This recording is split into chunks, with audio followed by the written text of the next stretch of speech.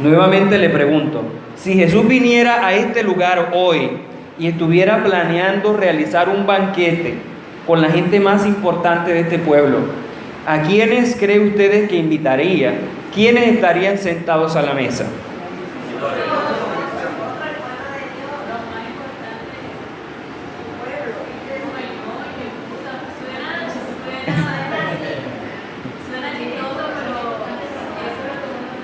Lo que uno pensaría.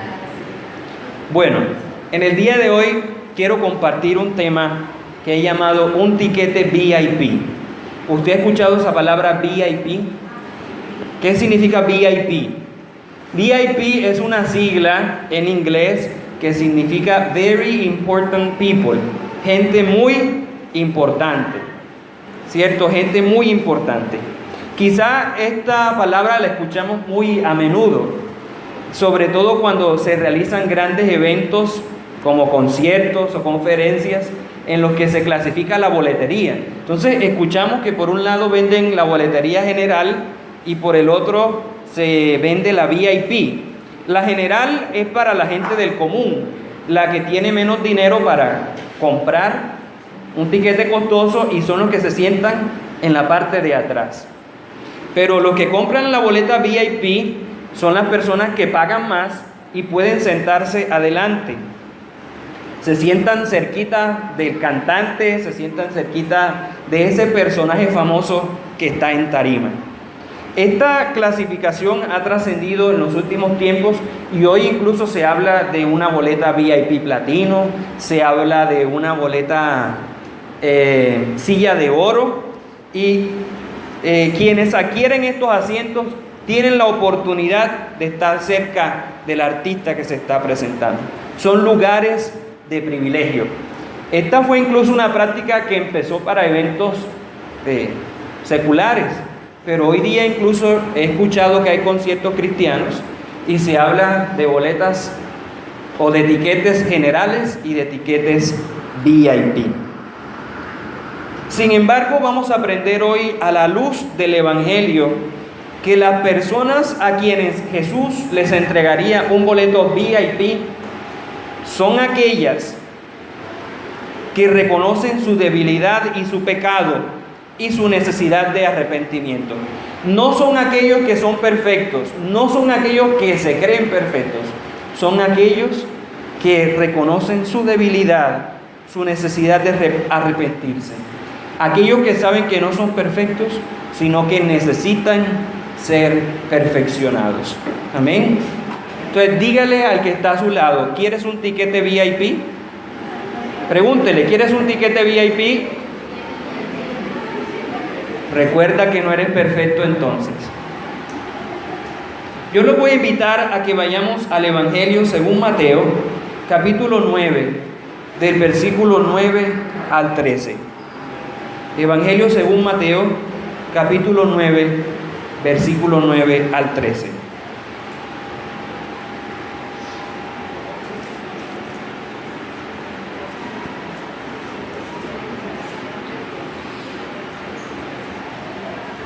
Cuando lo tenga, diga amén.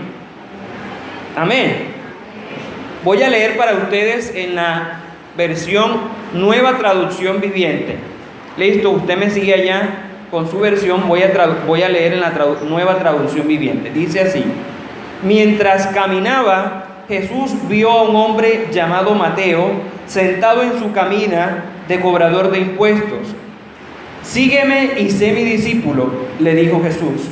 Entonces, ¿qué hizo Mateo?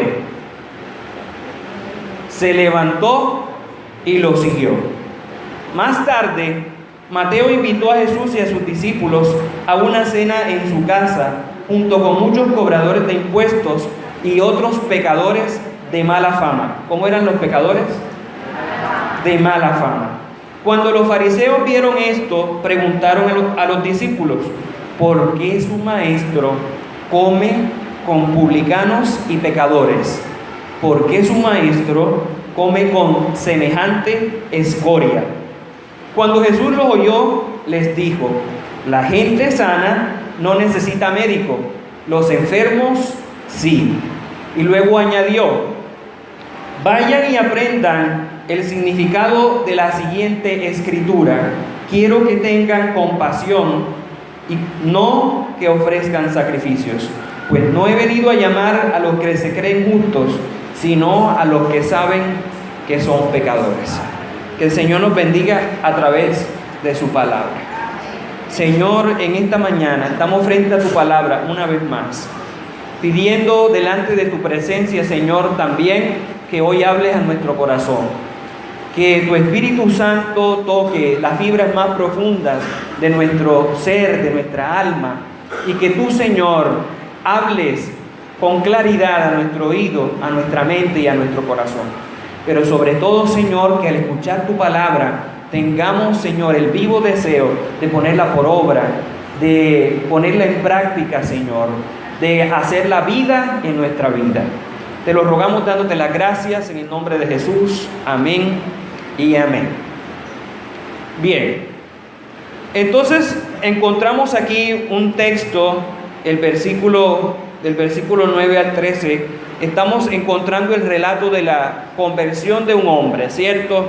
Y un texto anterior nos viene hablando de que Jesús había sanado a un paralítico, sale de la casa de la cual había hecho el milagro, va por el camino, y mientras va de camino a casa, mientras va por el camino, mientras camina, le llama la atención un hombre que está sentado en su oficina.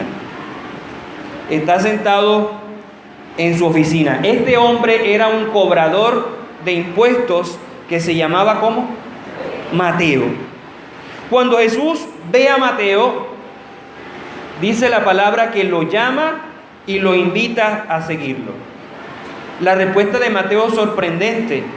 Inmediatamente se levanta de su silla, deja su cargo, cierra la oficina y sigue a Jesús en el camino. ¿Qué persona podría hacer semejante locura?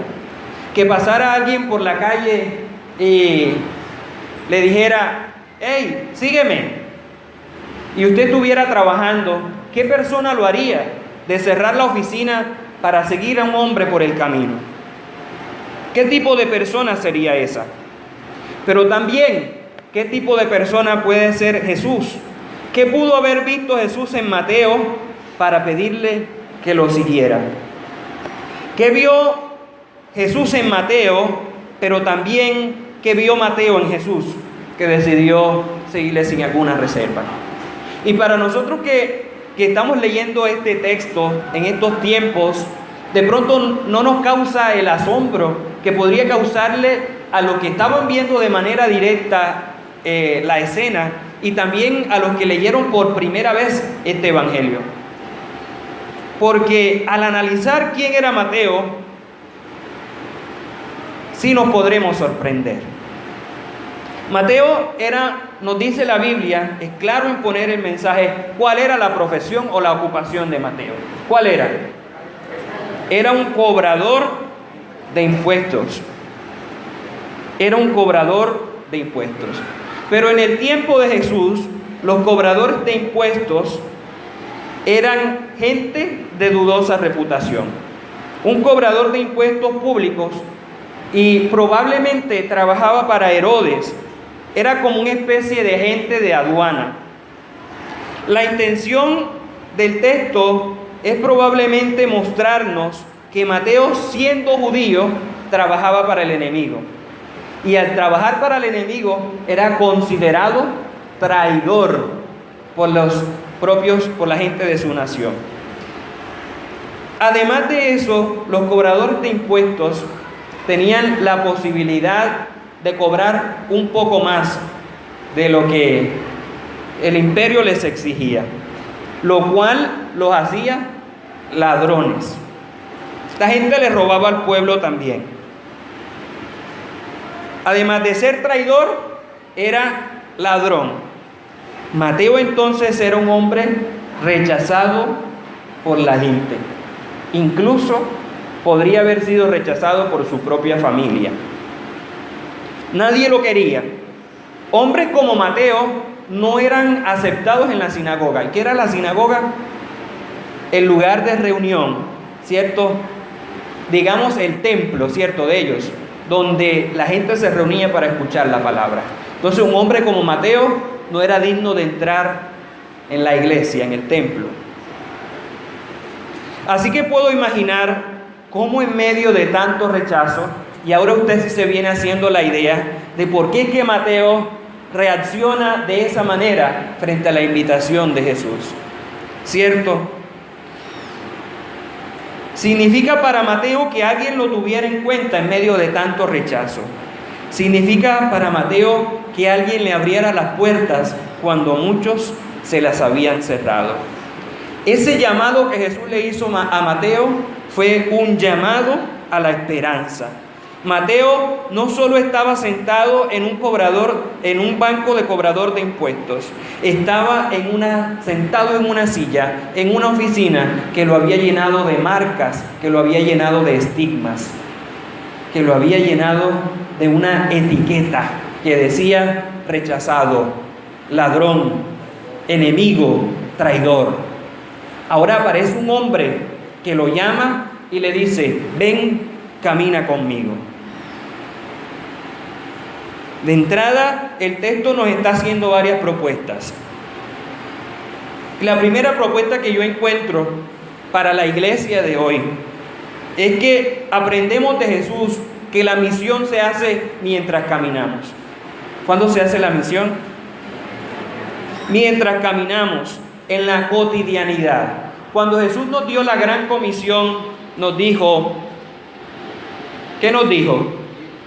Id y predicar el evangelio, ¿cierto? Y en Mateo, ¿qué nos dijo? Por tanto, id y haced discípulos a todas las naciones. Y cuando nos mandó a ir por todo el mundo, el texto original nos está diciendo es: mientras van, hagan discípulos. Es decir, mientras caminan, mientras transitan por la vida, vayan haciendo discípulos. Por muchos años hemos creído que hacer misiones es salir del país o ir a otro lugar. Pero la misión se hace donde hay necesidad. La misión se hace en el lugar que estamos. El problema de hoy es que muchas veces como iglesia nos hemos encerrado y queremos o estamos esperando que el pecador nos venga a nosotros. Pero Jesús en este texto nos está diciendo que el pecador hay que salirlo a buscar. El pecador hay que caminarlo. Mientras uno camina, debe ir a buscar a aquellos que están en necesidad, porque probablemente solos no van a venir.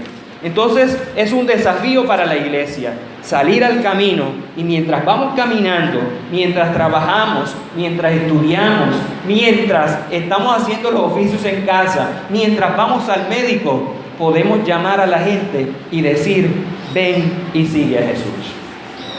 Pero una segunda implicación de este texto es que Dios no nos ama por lo que somos, sino a pesar de lo que somos. Amén. Dios no nos ama por lo que somos, escúcheme bien, sino a pesar de lo que somos. Si Dios nos amara por lo que nosotros somos, de seguro no se habría fijado en Mateo. No se habría fijado ni en usted, ni se habría fijado en mí. Jesús no mira nuestra condición actual. Él ve lo que podemos llegar a hacer en sus manos. Cuando Jesús vio a Mateo, no vio a un publicano. Cuando Jesús vio a Mateo, no vio a un ladrón, no vio a un cobrador de impuestos. Cuando Jesús vio a Mateo sentado en el banco de los impuestos, vio a uno de los 12. Amén. Jesús mira nuestra necesidad y está interesado en transformar nuestra realidad. Eso me lleva a que nos formulemos algunas preguntas.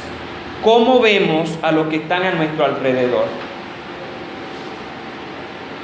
¿Cómo es que nosotros miramos al otro?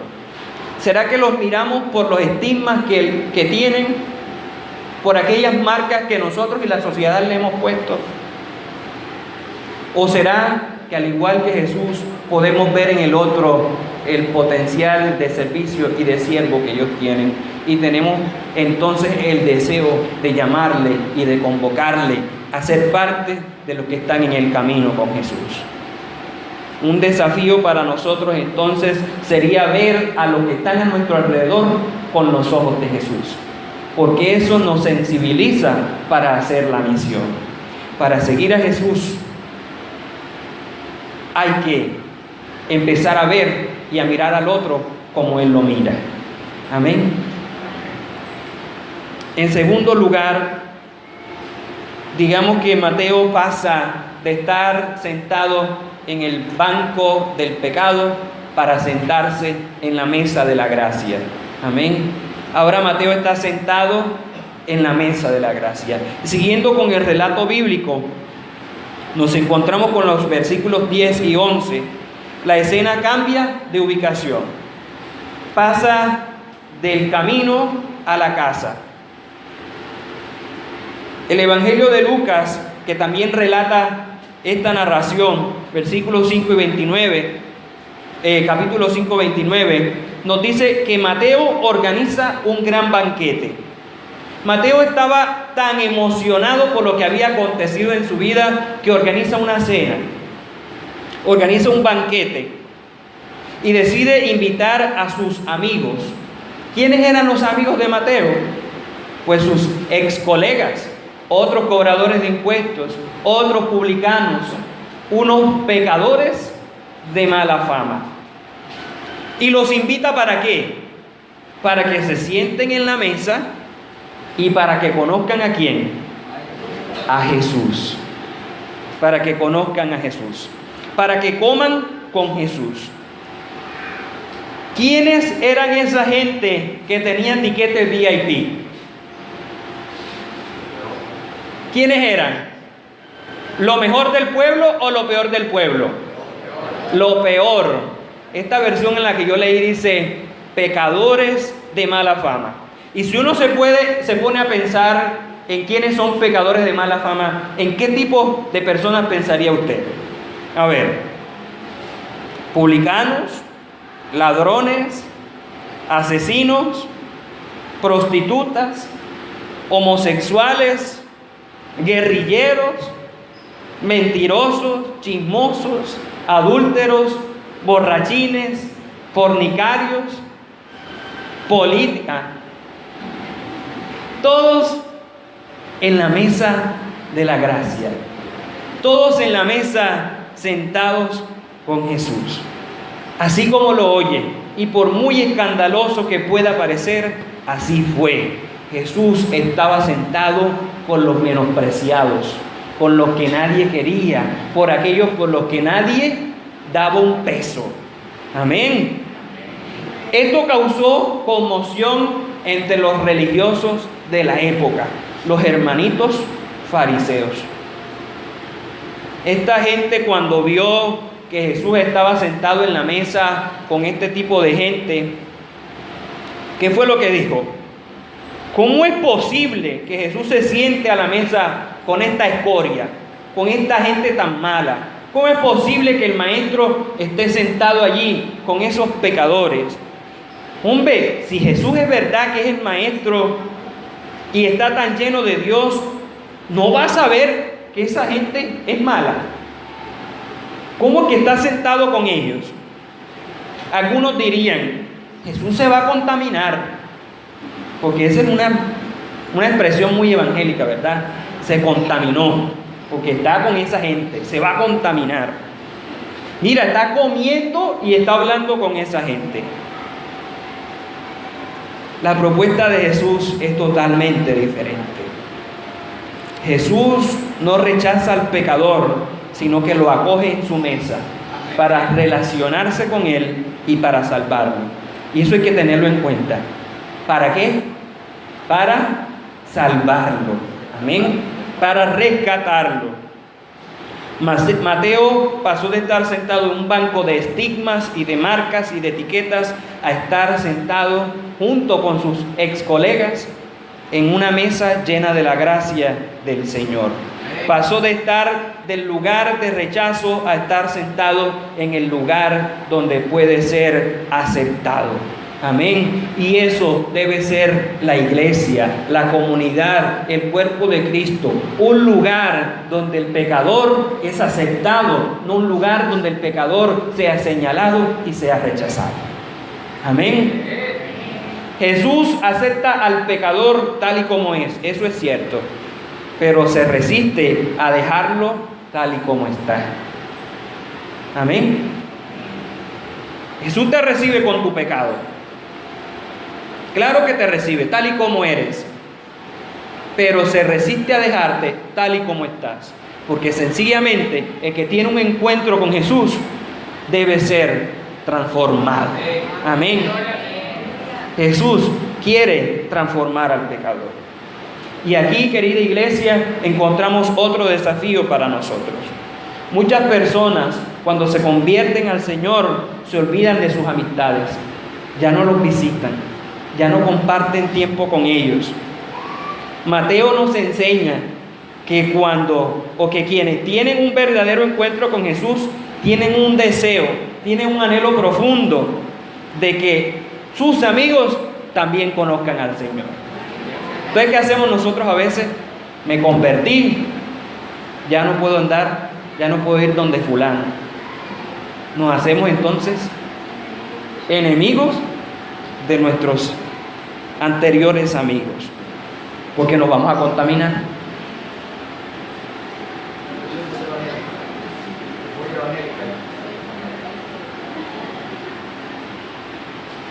Nuestro deseo es que el deseo del que conoce al Señor debe ser que sus amigos, al igual que Mateo lo deseaba, también se sienten en la mesa con el Señor. Amén. ¿Usted desea que sus amigos estén en este lugar también? Entonces, ¿qué debe hacer? ¿Dejar de hablarle?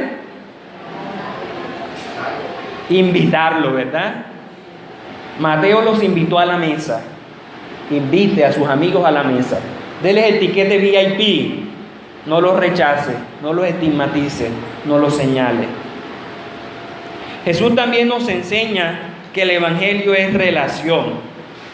¿Qué hizo Jesús con los pecadores? Se relacionó. Y aquí hay que tener bien claro en esto. No puedes hablar de un Dios de amor y no mostrarlo.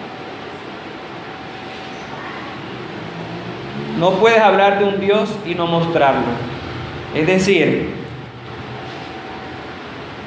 si tú quieres hablarle a alguien que Dios es amor, debes mostrarle el amor de Dios. Amén. No basta con hablar de un Dios de amor, hay que mostrar al Dios de amor. Y eso fue lo que Jesús hizo. Le mostró amor y le mostró compasión al pecador. Una nueva pregunta. ¿Quiénes de tus amistades necesitan sentarse a la mesa con Jesús? ¿Los has invitado? Y si no lo has hecho, ¿qué estás esperando para hacerlo?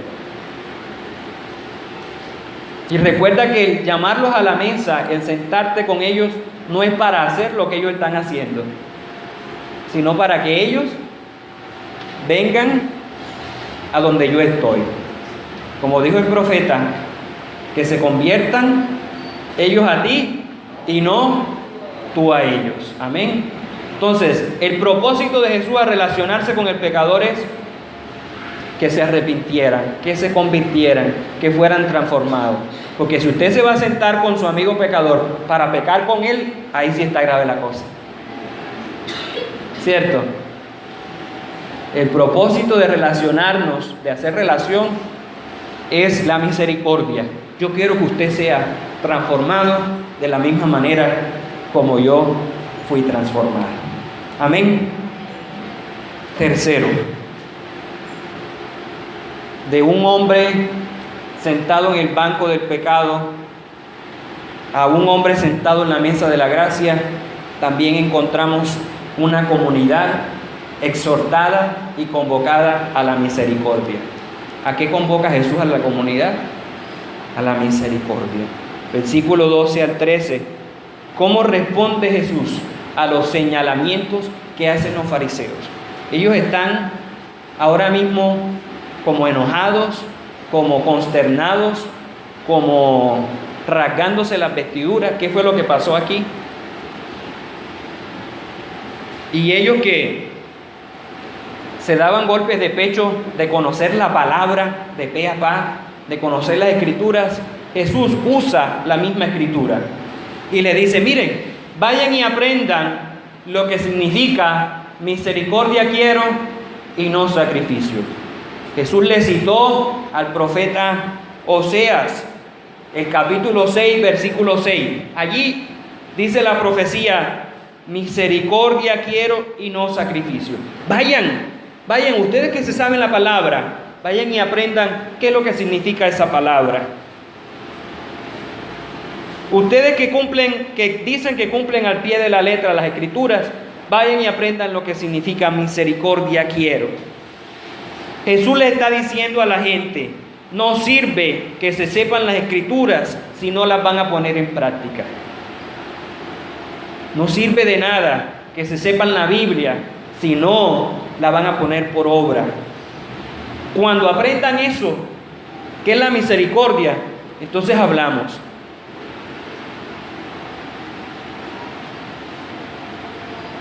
Jesús entonces hace una comparación. ¿Cuál fue la comparación que Jesús utilizó allí?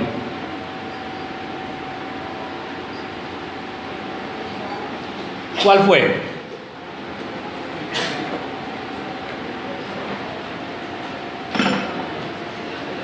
Los sanos no necesitan médico, sino los que están enfermos.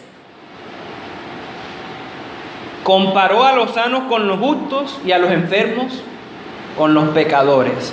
Porque luego remata el texto diciendo: yo no vine a llamar a los justos, yo vine a llamar a los pecadores al arrepentimiento. Estas personas, en pocas palabras, le está diciendo Jesús a los fariseos, son como un enfermo que necesita un médico. Están enfermos por el pecado y yo quiero ofrecerles sanidad.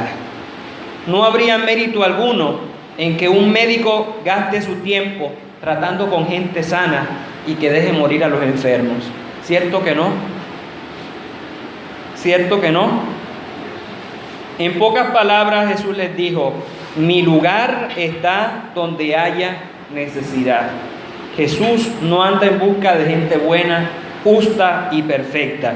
Si así fuera, su muerte en la cruz habría sido en vano.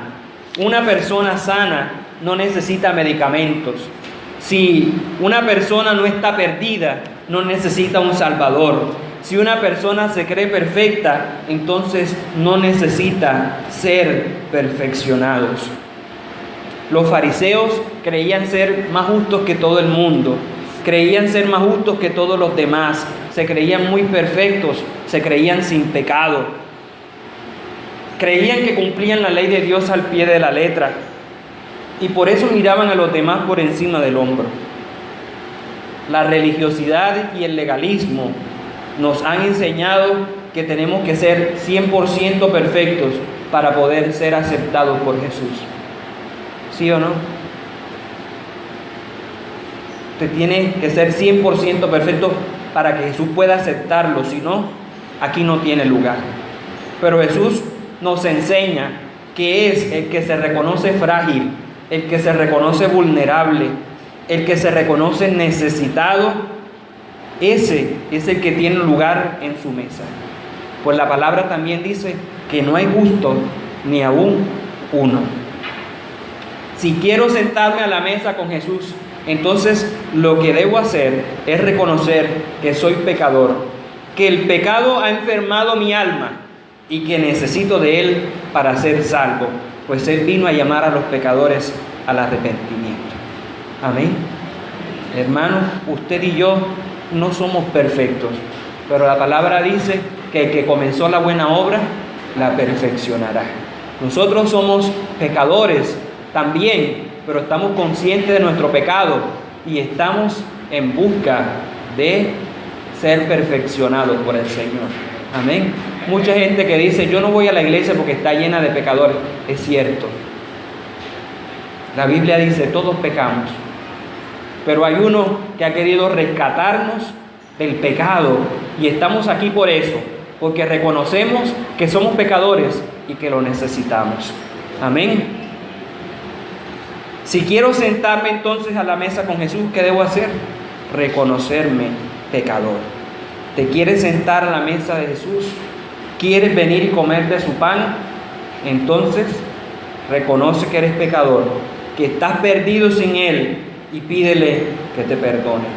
Los VIP en la mesa de Jesús no son aquellos que se creen perfectos, son aquellas personas del común, cargadas y atribuladas, golpeadas por el pecado, que con corazón sincero se acercan a Él arrepentidos y reconociendo su necesidad de Él. Si tú eres uno de esos, puedes venir a Él y sentarte a su mesa. Puedes venir a Él sentado, arrepentido, y sentándote a su mesa. Y usted que ya se sentó a la mesa, no asuma la posición de los fariseos. No crea que ya está completo. Recuerde que usted ha sido convocado para ser misericordioso con el pecador. Amén. Romanos 3:23 nos dice que por cuanto todos pecaron, están destituidos de la gloria de Dios. Pero Romanos 5:8 también nos dice que Dios muestra su amor para con nosotros, en que siendo aún pecadores, Cristo murió por nosotros. Cristo murió por nosotros, ¿siendo qué? Siendo nosotros pecadores. Recuerde, no por lo que yo soy, no por lo que yo haya hecho, sino por quien es Él y por lo que Él hizo. No porque yo sea bueno, es porque Él es bueno.